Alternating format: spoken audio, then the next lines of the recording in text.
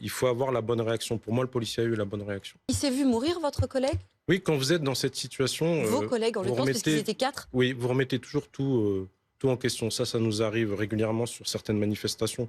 Quand il y a des individus hostiles, notamment les Black Blocs, on a essayé de brûler un de mes collègues. On a vu un collègue à terre de la compagnie d'intervention de la direction de l'ordre public et de la circulation sur les manifestations contre la réforme des retraites. Et c'est des images qui choquent. Et donc, quand vous arrivez sur des lieux de manifestation, maintenant, vous avez cette crainte. Là, les collègues étaient en train de contrôler un flux d'individus qui voulaient se diriger vers la manifestation. Et donc, du coup, il y a 2 collègues qui ont été blessés.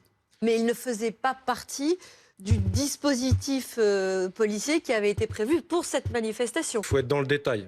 Il ne faisait pas partie du dispositif pour le maintien de l'ordre.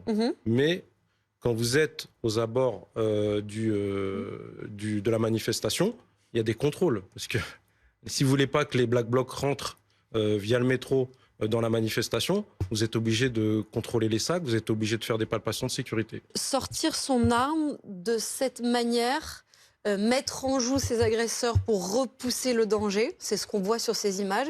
Est-ce que c'est la procédure normale, là, en espèces? Oui, pour moi, oui, tout simplement, parce que vous avez déjà 2 collègues de blessés. Vous avez des individus qui essayent de porter atteinte aux collègues. En plus, le collègue fait les sommations d'usage. Donc tout est parfait. Vous avez le véhicule qui est pris à partie. Vous avez des individus qui sont menaçants et déterminés. Le collègue met son arme en position contact. S'il n'y avait pas eu les collègues de la Bravem, comme on le voit à la fin des images, les collègues n'auraient pas pu se dégager. Donc on aurait peut-être eu un drame. Et les individus n'auraient pas été interpellés. Vous voulez dire que la Bravem Parce que je sais que la LFI se bat, revendique la dissolution. Et la LFI revendique aussi, j'en ai parlé avec un de vos collègues l'autre jour, qui veut désarmer la police. Il m'a précisé, non, on veut désarmer la police pendant les manifs. Voilà. Aujourd'hui, si le collègue n'avait pas sorti son arme, Madame Darfeuille, peut-être qu'il serait passé à autre chose. Et j'aurais voulu que tous les élus, quel que soit le parti, se battent pour qu'on ait plus de formateurs.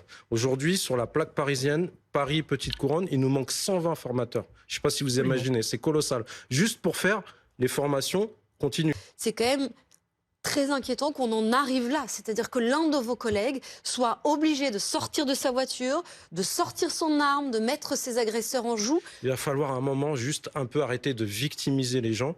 Parce que des fois, certaines victimes qui sont victimes et qui sont délinquants s'en prennent aux policiers. Et la violence, elle est là, elle est présente partout. Et c'est très difficile pour nous, policiers. Est-ce que vous constatez pas une politisation de certains syndicats? Écoutez, notre syndicat, je dis bien, est indépendant à 100%. Et les autres syndicats, c'est les autres syndicats.